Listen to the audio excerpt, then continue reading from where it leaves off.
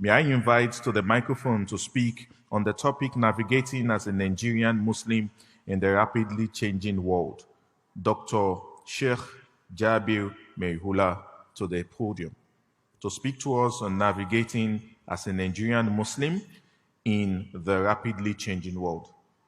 Thank you, sir.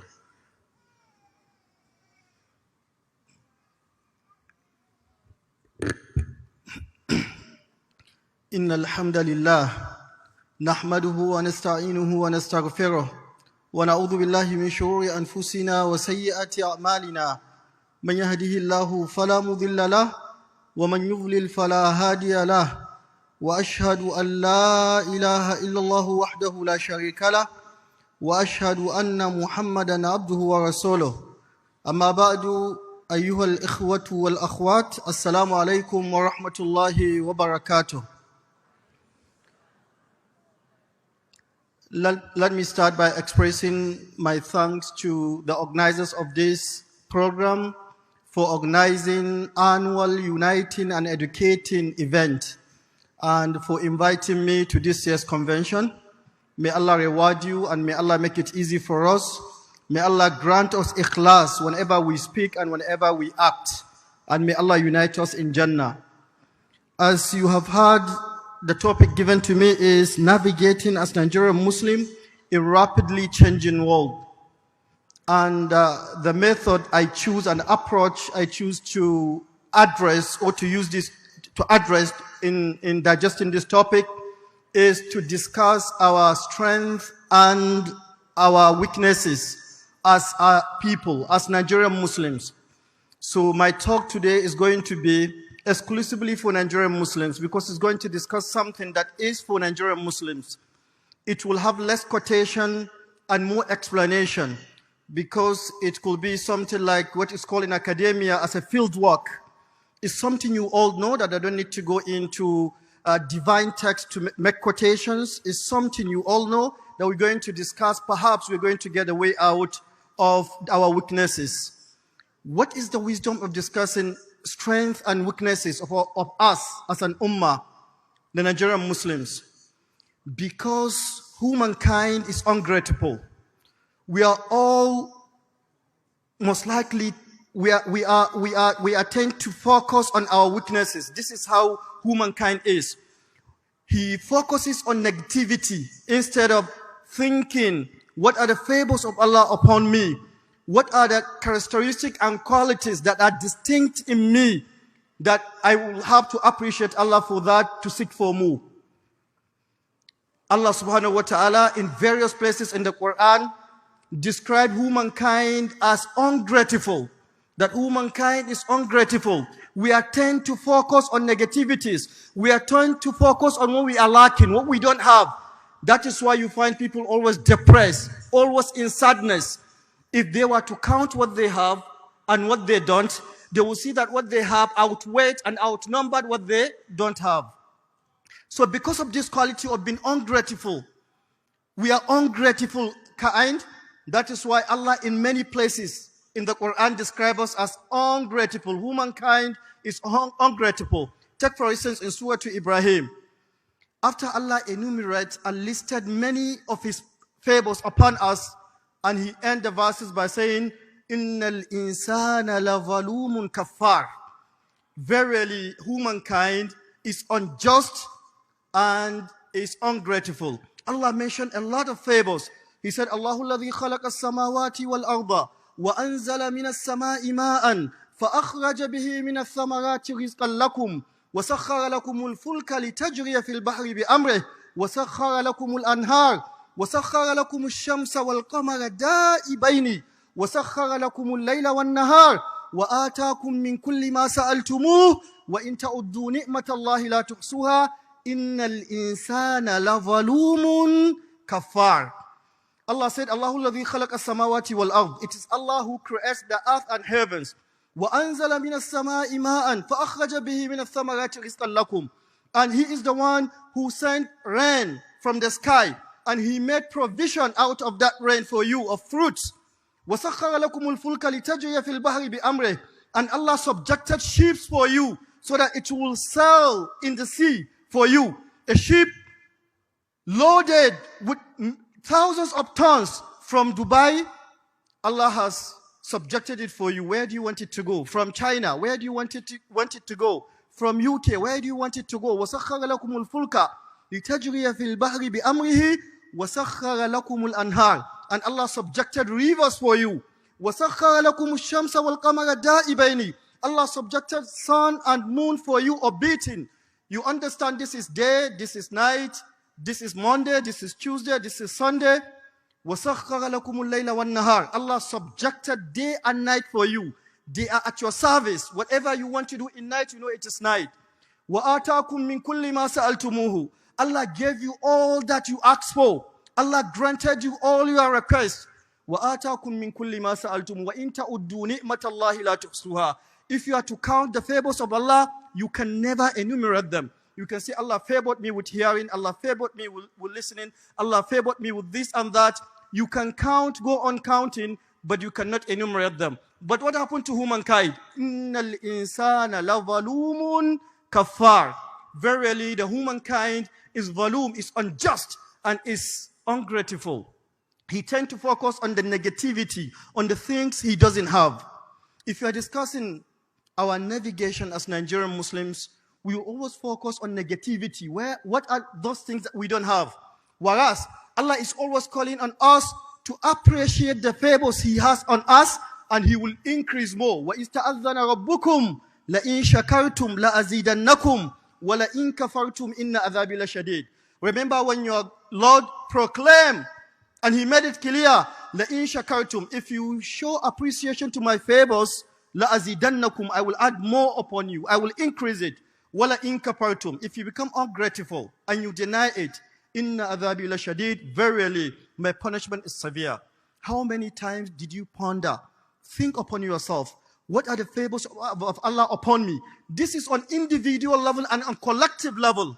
On collective level, Allah has favors on us as Nigerian Muslims. Some of the qualities I will mention are qualities that are distinctive to Nigerians.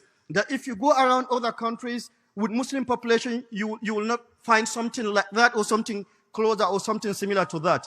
Then after that, we'll come to discuss our weaknesses. Perhaps at the end, we will find a think tank group that will think on how to navigate these issues, how to look into these weaknesses and negativities with the aim of reducing them, with the aim of harmonizing the differences we have and making a better nation. May Allah help us. The first quality that might cross your mind, the first strength that might cross your mind when we are talking about strength of Nigerian Muslims is that it could be argued that we are the most practicing Muslims in the world. It could be argued that we are the most practicing Muslims in the world. If you observe how prayers are performed, how rows are strengthened, the manner upon which the prayer is delivered, azkar made after the prayer, you will definitely argue that we are the most practicing Muslim in the world. If you are chance to travel to other parts of Muslim countries and you compare what is done in Nigeria with what is done there. In 2002, when I was in part 2 at the university, and that famous scholar of Hadith, Sheikh Abdullah Murad, is a famous professor of Hadith, Faculty of Hadith, Islamic University, Medina, and he's one of the disciples of Sheikh Nasruddin al-Albani. He's known, very old, everyone knows him for his scholarly knowledge about Hadith. He was teaching us Nailul Awtar in 200 level. Maybe there are 4 or 5 Nigerians in the class. I can remember myself, Abdullah Gadunkaya, and other few, so he was not referring to anyone. He was not speaking one-on-one. He was speaking to congregation, to class. He said, I have gone around many countries in this world, but I have never seen where prayer is given importance and is observed well like Nigeria. This is a testimony he gave. He's not Nigerian. He's one of the disciples of Sheikh Nasruddin al-Albani.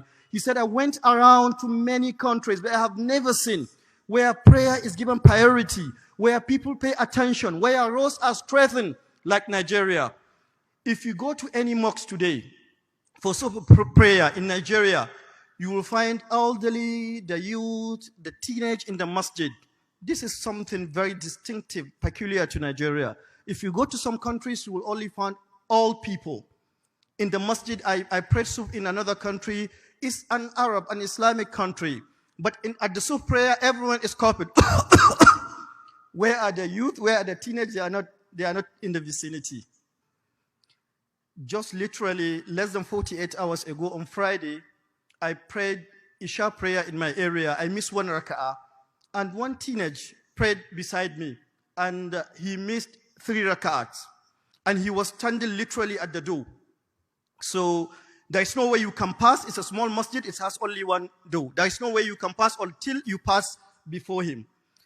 He paid his 3 raka'at and started supplicating, and no one from the first or second or third row wanted to go out. Everyone was reciting his supplication. I bet with you, you will never find something like this unless in Nigeria.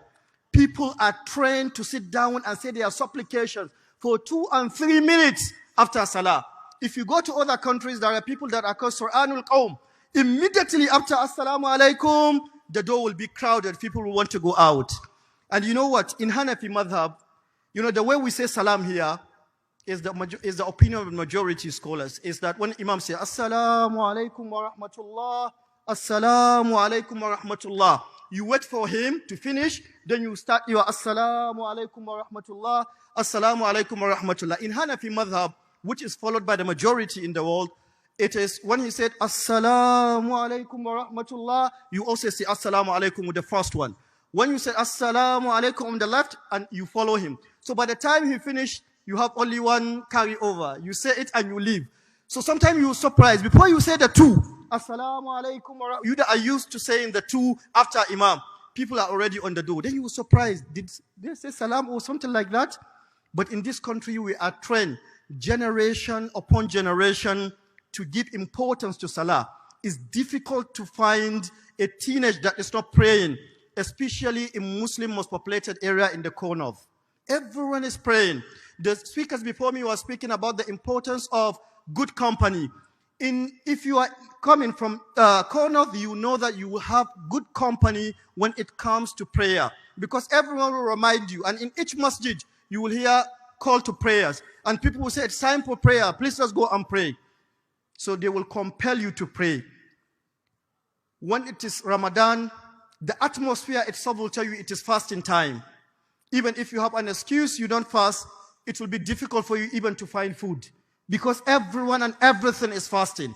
You don't find this in most of the Muslim countries. In most of the Arab countries, you don't find this definition to the way it is here in this country. When it is Hajj, despite the economy, the insecurity, the inflation, we were never allocated enough space. We were never allocated enough vacancy.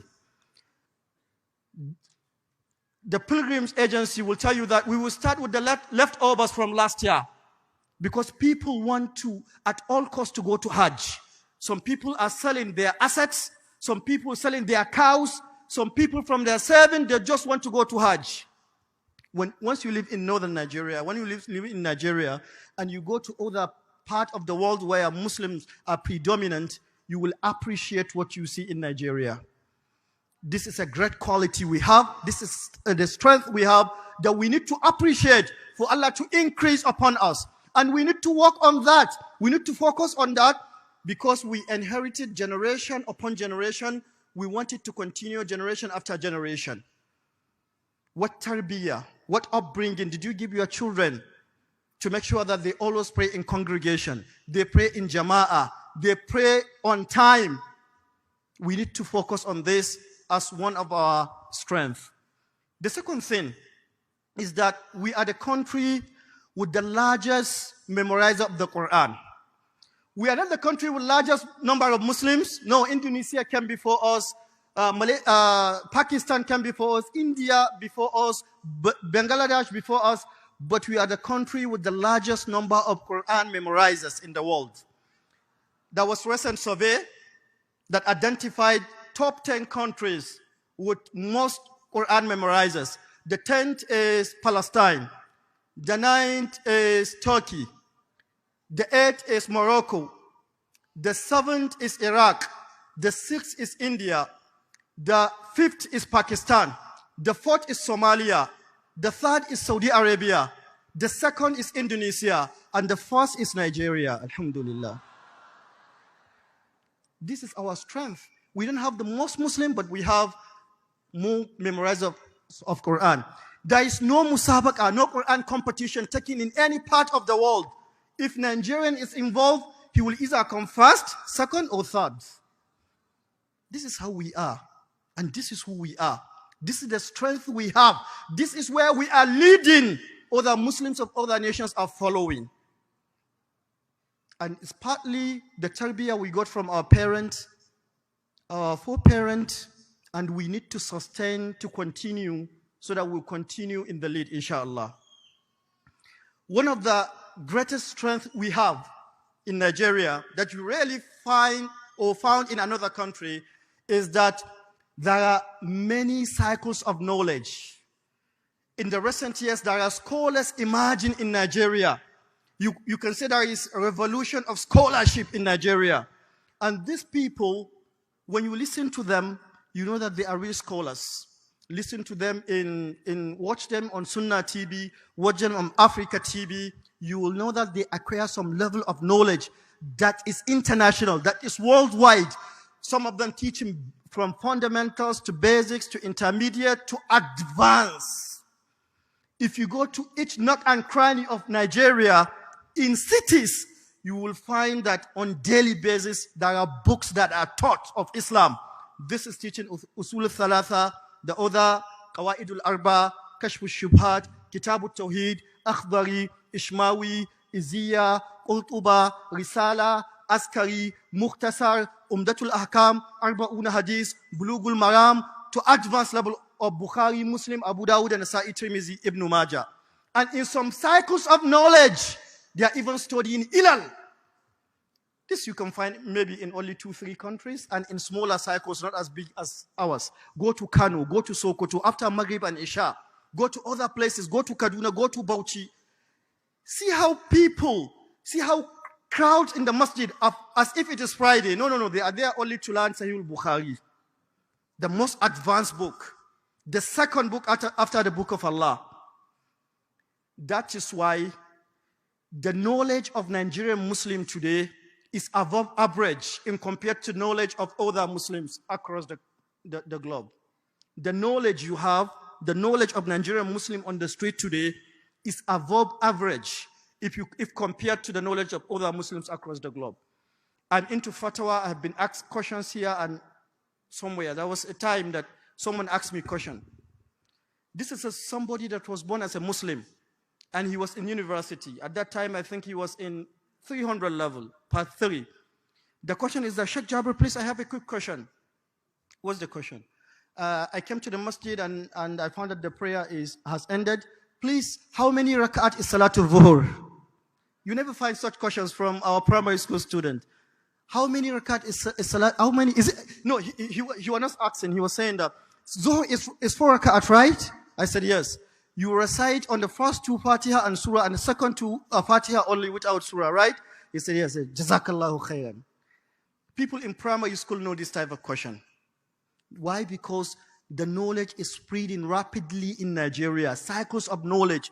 Some of our scholars are of international caliber. In fact, I know many big scholars, many big names in the world. I don't want to mention a country, that they are known in terms of scholarship and knowledge.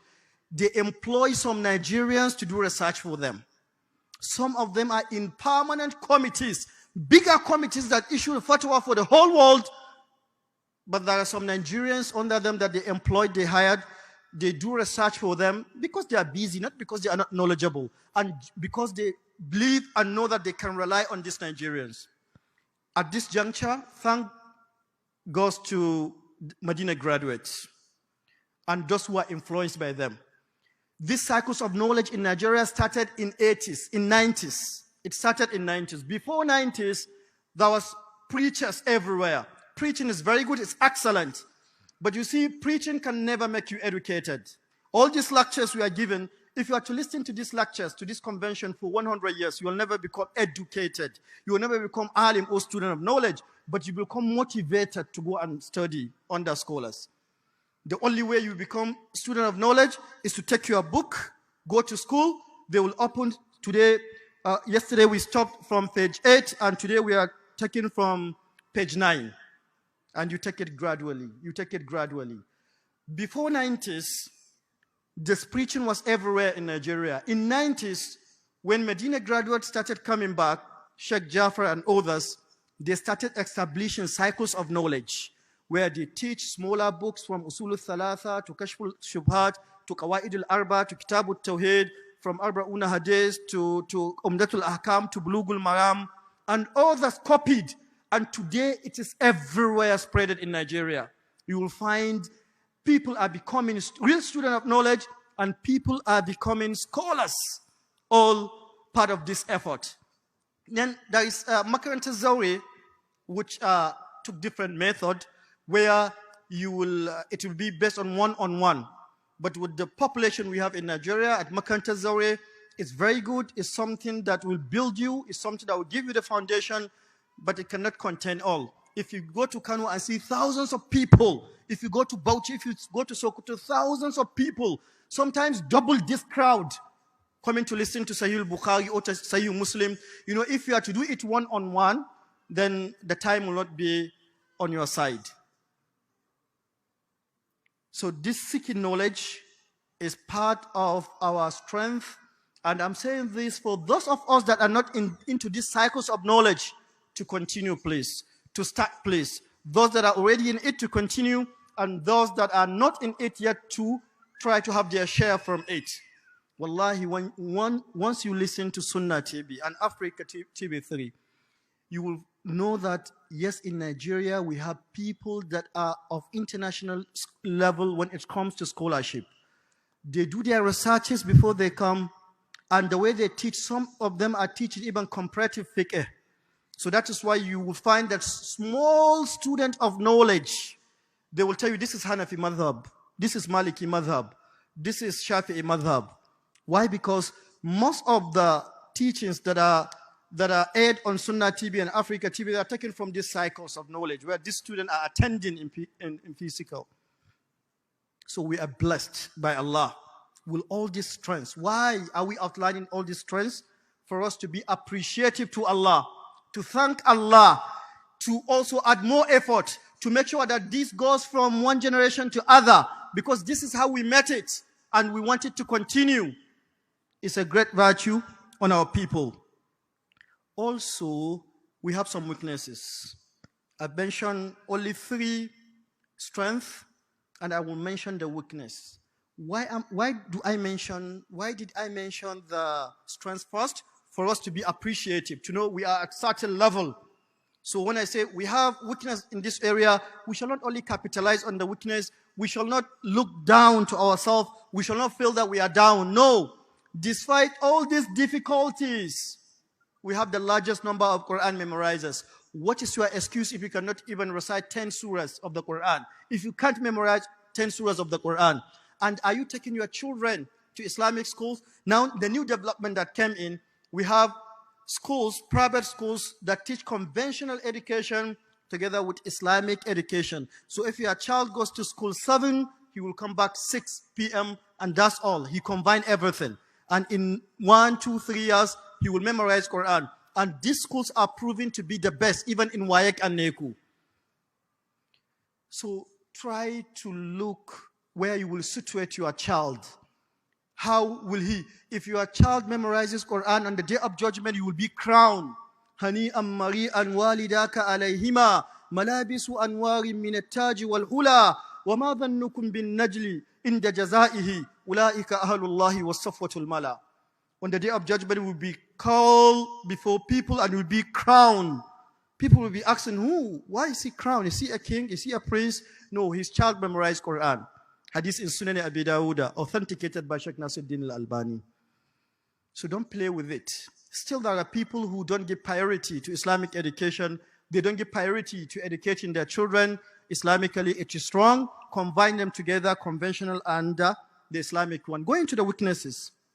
Despite all this knowledge we have, despite all this treasure we have, despite all the potentials we have and that we can harness for our development, still there is lack of unity and synergy. And I want you to focus more on these weaknesses so that if you have whatever you can do, you might be the changer. You might be the person to change this game. It is not if you are known.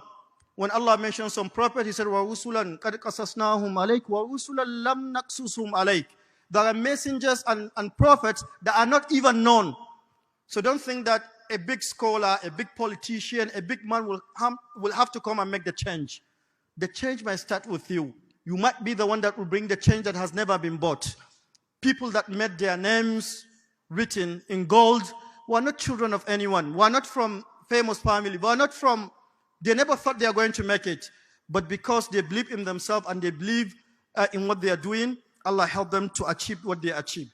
So the first thing we have, despite all this, is lack of unity and synergy. This is one of the greatest bad characteristics, peculiarity in Nigeria. We have scholars, we have students of knowledge, we have memorizers of Quran, but there is no unity, there is no synergy. Today you cannot point a scholar. If you go to any country, there is a scholar called Mufti al-Am. There is a scholar called, is the father of all. Everyone respect him, everyone accept from him. In Nigeria, you don't have that. And when I say unity, I'm not talking about everyone to come together under one umbrella to abandon your faith, to abandon your understanding, to abandon your tariqah and your izala. No, that is impossible. It cannot happen. It never happened from the time when Usman was killed, and it will never happen anywhere. But why can't we look at our commonalities, something that are common? Because of lack of unity. Look, we have the highest number of memorizers of Quran. We have scholars and students of knowledge, but we still import fatwas. It's like we are the biggest cocoa farmers, but we still import Milo and Bombita and chocolate from outside. We don't have the capacity to process them to become what we want and use them. The same thing in terms of knowledge. There are some issues that are peculiar to Nigerian situation. If you want to answer them, you answer them with Nigerian scholars. There are some issues that are fatwas that are contextual. Almost all fatwas are contextual. If you ask someone in a particular country, he will tell you based on the situation he knows. If you go to a different country, another country, and ask another person, he will tell you based on the knowledge he has. People will start importing these fatwas and they will have clash. And it will generate to something else. Why can't we have our strong committee for issuing fatwa? There is one, I know about it. But it's not functional. Who knows about it? Can anyone tell me the name of the committee issuing fatwa in Nigeria? Can anyone, if you know anyone, raise your hand? And who is the leader of that committee? Who is the grand mufti of that committee? It's not functional, it's not popular, it's not known, it's not respected. We have issues that are very peculiar to our country, that our scholars, if we have committees issuing fatwa, those committees will issue this fatwa and it is their thought, it is their verdict, and their verdict will be used. Let me give you an example. We have this issue of borrowing airtime from service providers. When you borrow 100 naira and you pay 110 naira, is that riba or not riba? You don't need to go outside looking for fatwa, or people will start independent analogy, making ijtihad. I think no, you need to go and take this fatwa to committee. We have the service providers, namely this and this and this. What is the opinion of this committee about borrowing airtime and paying more than I borrow? Then they will make analysis, then they will issue the fatwa. And they'll say, this is the fatwa. Quite often time you heard Sheikh Jafar, rahimahullah, saying that, I know many great scholars in Medina University. They are our lecturers, they are our teachers. They will come to class and they will digest a particular issue of jurisprudence. And at the end of the day, they will say, this is my opinion, and this opinion is not working. You have to refer to the opinion of Lajnatul Da'ima, permanent committee issuing the fatwa. Why? Because it's the authority. It's the authority. When our Sheikh Abdul Muhsin Abbad in 2020, when the COVID started, he was asked a fatwa.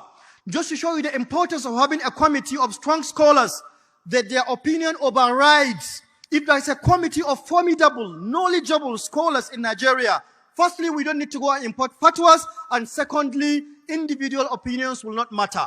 I will give you an example. Sheikh Abdul Muhsin Abbad is a person I studied Sunan Abi Dawud and Sunan Tirmidhi from him. He's a great scholar of hadith. He's one of the most respected scholars of hadith world over. He's still alive, hafidhahullah. In 2000, early 2000, he gave a fatwa that if you pray the COVID prayer, you give gap between sufuf, your salah is invalid. That was before COVID landed in Saudi. Immediately after COVID landed in Saudi, the committee issued a fatwa that no, your salah is invalid. This came out to say that please don't consider my earlier fatwa is abrogated by the fatwa of committee. Because the committee issuing fatwa will be stronger than individuals. We lack synergy. Perhaps you are the one that is going to be part of the think tank group that will sit down and say, in Nigeria, we need a formidable, I told you I know one committee, but I asked you, no one knows about the committee, it's not formidable. If you ask any fatwa from that committee, 10, 20 people will tell you fatwa from Lajna Da'ima before they know there is an existing committee. When someone came to my library, the first thing is he asked, is that please I want you to show me fatwa Lajna Da'ima, because I had you and Fantami frequently quoting from that fatwa. So maybe you are the game changer. You will try to think from now, how can we in this aspect try to bring a unity in our scholars, not to abandon their understanding and their tariqas and their path to come and adopt and embrace one. No. Just to have a common ground where if common issues come on ground, all hands will be on deck to solve that problems for Nigerians so that they don't go outside from one country to another shopping for fatwas and importing fatwas that will end up bringing clash to the country because these fatwas are taken out of the context they are given in that particular country. Our second weakness is our inability to deal with our differences. Most of the differences today that are debated in Nigeria among students of knowledge and scholars are there from time immemorial. They are written in the books, whether it is qunut for Salatul Subh or not, whether it is wada'u or sadal, whether it is this and that. It is in every Muslim country, but they use maturity in dealing with the differences. I know, yes, there is this opinion, so what? But today people will call for an open debate, just to discuss issues that this is the opinion of one Sahabi and the other is an issue of another Sahabi. Few months ago, I was given a fatwa live on radio in Sokoto. Someone called me and asked about what is the Islamic verdict on qunut, regular qunut on Salatul Subh. Then I started saying there is difference of opinion of scholars upon this issue. This is the opinion of Malik and Shafi'i, and this is the opinion of Ahmad bin Hanbal. And the most preferred for me is the opinion of Ahmad bin Hanbal because the Prophet ﷺ didn't do qunut regularly, he did it only in nawazil. Then someone called. He said, no, Sheikh, you don't say that. You're supposed to say that doing it continuously is a bid'ah. Don't hide bid'ah. Don't do mujamala to any mubtadi. Then I said, okay, listen. Then I brought out Sunan al-Tirmidhi. I said, are you listening? He said, yes.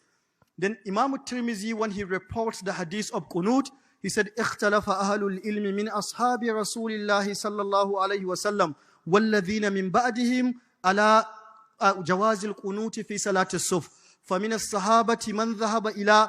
I started reading it for him. Imam al-Tirmidhi, after narrating, he said, there is a difference of opinion of companions of the Prophet sallallahu alaihi wasallam on whether the qunut shall be continuous on Salatul Subh, each Salatul Subh, or it shall be when there is need for that. And I mentioned the Sahaba that are of the opinion that you can do it on each Salah. And the Sahaba that are of the opinion that you can do it only when there is nawazil, when there is need for that. And because, alhamdulillah, he's someone that his heart was open to taking the truth, he called again, he said, Sheikh, wallahi, thank you very much. I realized my mistake, and now I understand better. I say, alhamdulillah, barakallahu fiqh. These trivialities sometimes do cause fitna that will lead to chaos, that will lead to excommunicating a Muslim from his faith. Just because I didn't agree with you on one side, and that's why Ibn Taymiyyah rahmatullahi alayhi said, companions of the Prophet are the best example. They are the best people who exemplified differences of opinion.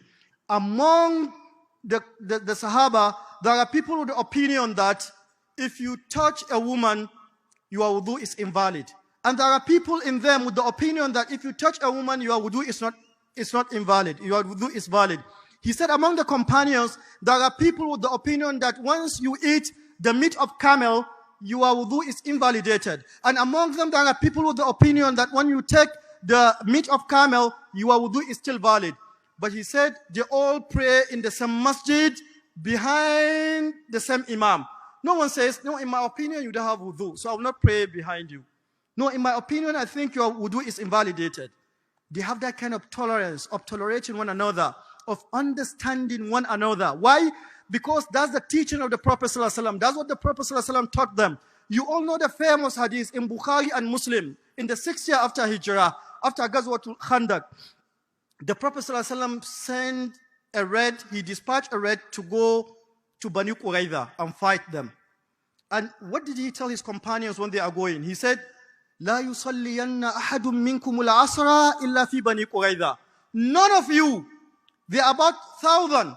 He looked at them, he said, none of you shall pray Asr until he reaches Bani Qurayza. Bani Qurayza is settlement outside Medina. You are going to go and fight them because they connived with Quraysh to fight us in Ghazwatul Khandaq. So they break the covenant between us, that we had a covenant that whoever comes to fight us, they will not join. Whoever comes to fight them will not join. Now they broke the covenant. They joined Quraysh to fight us. They deserve to be fought. Go and fight them. It's a kind of self-defense mechanism. His address to them, لا يصلين أحد منكم العصر إلا في بني قريظة. Now the Prophet ﷺ speaking to his companions. Look at how companions will have difference of understanding from the text. What is the text now? Hadith. The Prophet talking now. لا يصلين أحد منكم العصر إلا في بني قريظة. None of you shall pray Asr until you reach Bani Qurayza. They are on the way, comes time for Asr. Some of the companions said, we understood this literally. The Prophet said we should not pray Asr until we reach Bani Qurayza. Sheikh Muhammad al-Amin al-Shankiti in Adwa'ul Bayan said, these are the Salaf of Ahlul Zahir. We are going by literal meaning. The Prophet said, do not pray. Because he said, La anahiya yusalliyanna nunu tawkid. So there are two things that are making the prohibition to be strong. So we will not pray. Other segment said, no. What we understood from him is that he wants us to hasten to go in to Bani Qurayza. But from general understanding of how the Prophet treats us, he always wants us to pray on time. So since we are not there before time, it's time for prayer. He always asks us to pray on time, so we are going to pray on time. What happened? They said, okay, we are going to wait for you.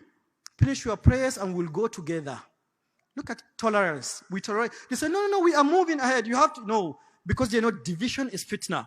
They waited for the first group. They prayed Asr. When they reached Bani Qurayza, the second group prayed Asr. When they came back, they told the Prophet ﷺ, Ma'aba hadha min hadha wala hadha min hadha. He did not fault this from this, neither fault this from this. You are all right. Why? Because it didn't break your unity. That unity. It is acceptable to have differences of understanding in interpretation. The Prophet didn't even say, yeah, you are right, but it's okay. No, he didn't even outline who is right from who is wrong. But believe you me, had they divided themselves into two, some of them went and some of them waited to pray, he would have got angry on them because it happened severally. There was a time they were coming from a particular trip and he just stayed for a break. And he saw the companions in groups. Then he got angry. Why are my companions getting divided? He said, Mali arakum izin. The hadith is in Sunan Abi Dawud and it's level Hassan by Sheikh Nasiruddin al-Albani. It's also reported by Imam Ahmad bin Hanbal. He said, Mali arakum izin.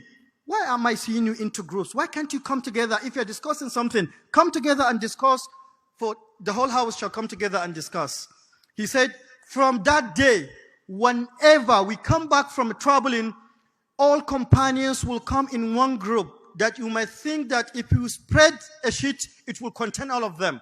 None of them will go in a shed, and none of them will go on the mountain. because the Prophet wants them to stay united despite the differences of opinion. Now, division, the Prophet ﷺ fought division. Now, when it comes to differences of understanding, he okayed differences of understanding. And he okayed tolerance in differences of understanding. But in many cases, this is the understanding. That is why during Sahaba, after his death, they didn't divide themselves. They didn't got into societies and organizations and everyone claiming his right. They will witness something done wrongly. They will admonish. They will preach. Yet they will do in congregation. I'll give you one example before going to the last point. Oh, it's time, right? The last one example I'll give you is what is reported by Imam al-Bukhari in Kitab al-Salah. You see, during the lifetime of the Prophet ﷺ, on Jumu'ah, he will give khutbah first, then comes after 2 rakat of prayer. In Eid, it is the other way around. He will start with 2 rakat and he will give khutbah later. This was the practice during Abu Bakr. This was the practice during Umar. This was the practice during Uthman. This was the practice during Ali. When it comes to the time of Marwan bin al-Hakam, he changed it. He will come first and deliver khutbah, then he will give prayer. He will pray later. Then Abu Sa'id al-Khudri approached him and said, no, this isn't the way you are doing it. Listen to his excuse. He said, you know, Abu Sa'id al-Khudri, because Prophet and his companions are people of credibility, people do listen to them. They will pray first and people will listen to their khutbah, they will stay. But because we are muluk, we are kings, we don't have that credibility now. If we pray first, people are going to spread. No one is going to stay to listen to us. He said, this is not hujjah, this is not dalil, this is not valid reason for you. Next year, when Marwan came, he started with khutbah against the sunnah. But Abu Sa'id al-Khudri admonished him and sat down before him to pray. When he was asked, why did you pray behind him? And you know what he's doing is bid'ah. It's against what the Prophet and his companions were doing.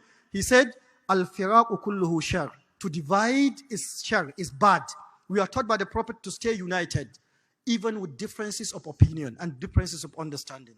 So please, we shall do something in this path. This is a critical, this is a very negative in our weaknesses. The last one I will mention, the third one. We have more out of school children than anyone in the world. UNESCO estimated that Nigeria has more than 20 million out of school children. And these out of school children are in Muslims dominated areas. They are in northwest and northeast and some of them in north central, but they are mostly in northwest where we have more population of Muslim demographically, and also in the northeast. What are we doing for that? Remember, when mentioning our strength, I said we have cycles of knowledge everywhere. All these cycles of knowledge are limited to cities. If you go to villages, you will find people who do not know anything about religion. That's why these people are transforming into becoming bandits. They are not taught who is Allah, neither Islamic, no conventional education given to them. We need to do something about this. We need to form committees that will go to villages, not to preach, distinguish between preaching and teaching.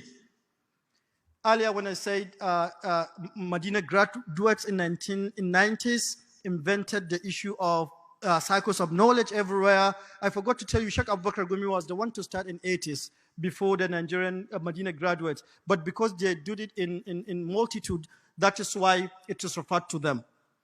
Have people of knowledge. Do you know that you can sponsor some people to go to a particular village and camp themselves there to teach 100 people Akhdari, Usul al-Thalatha, Kitab al-Tawheed, Juz'u Amma, just to know how to recite Quran, Juz'u Amma. 100 people. When you do this, you are Sadaqatul Jariyah, there is no second to it. Because it will continue. For instance, take a particular local government. Sponsor 3 people. They will go there and camp for 100 days, for instance, for 3 months, for 4 months. Tell them the purpose of you coming here is to teach the people of this city something about Islam.